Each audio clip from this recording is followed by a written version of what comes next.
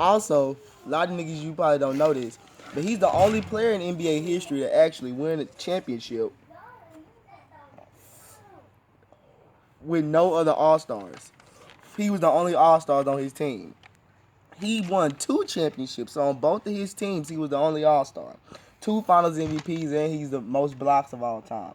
Hakeem is one of the most greatest all around players to ever play. He could do literally everything: score, pass, shoot, block, whatever he could do that. Why he is where he is on the list is because of the fact because he got his championships. Like he only has 2 championships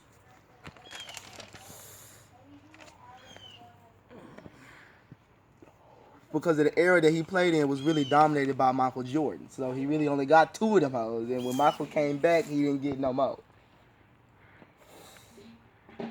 That hoe gone. Fuck that hoe. Number 8, Kobe Bean motherfucking Bryant. Y'all already know my nigga was on the motherfucking list. Kobe is the most skillful player to ever play. Like, this nigga really can do every basketball move. This nigga really cold in the bitch. His fucking accomplishments. This nigga was an MVP, 5-time champion, and he was even a 2-time Finals MVP. While Kobe is where he is on the list, it's really the only reason what's lacking him is because was his MVP numbers. He only has 1 MVP. That's the only other thing because this nigga here really could do every basketball move and is a 5-time champion. So that's really why he is at number 8 on my list. Number 7 is Tim Duncan. Yup, Tim Duncan. He's number 7. This nigga is one of the most consistent players to ever play. He was on really the Spurs franchise. These niggas has literally been cold since he first came to the league in '98. Some of his accomplishment, he's a 2-time MVP. He's won 5 championships and 3-time Finals MVP.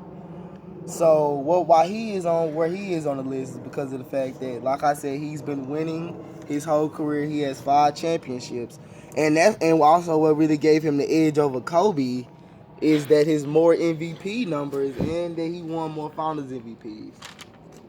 Number 6, King James, LeBron motherfucking James. That nigga number 6.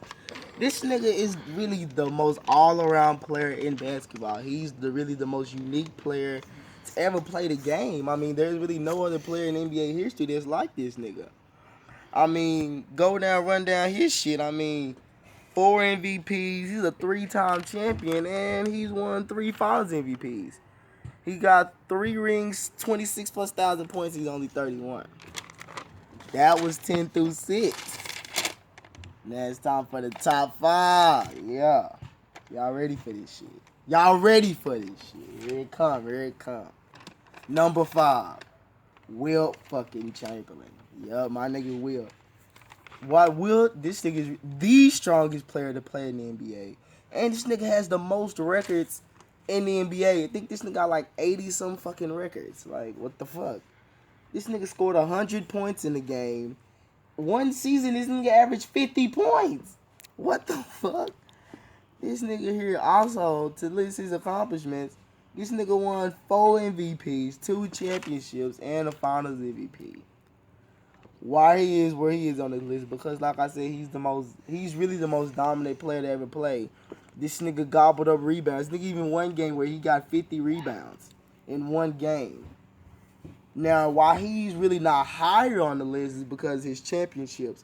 I can't really give him an edge in my top 4, and he only has 2 championships. So that's really his only knack and why he is where he is on his list. Number 4, Magic Johnson. Magic is number 4. I mean, he's the greatest point guard to ever play, and you should really know because he's really the only point guard on my list. So that should show you how cold this nigga is. He even for his career, he's averaged 12.3 assists for his career. So he been passing his ball great his whole career.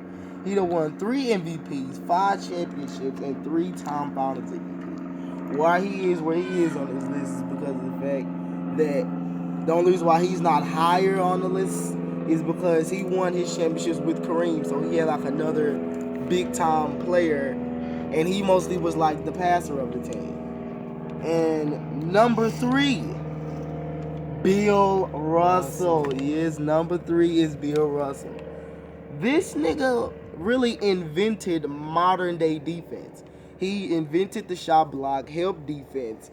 He specialized in pick and roll defense. He was the biggest piece of his team. This man has 5 MVPs, 11 NBA championships. That's the most championships in any sport, period. He's won the most championships.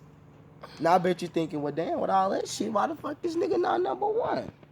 Well, the reason why he's not higher on the list is because of the fact that he played with fucking non-Hall of Famers. And also, the league did not even have 30 teams. I think they only had like 9 or 10. Somewhere around there. So, yeah. Number 2. Michael Jordan. Yep, y'all thought that hoe would fit to be number 1. Switch number 2 is Mike, motherfucker. Fuck what the ESPN say. But I gotta give him his fucking prop. This nigga here, he really did all his biggest shit, was on the biggest stage. This man never lost in the finals. He was 6 for 6 in the NBA finals.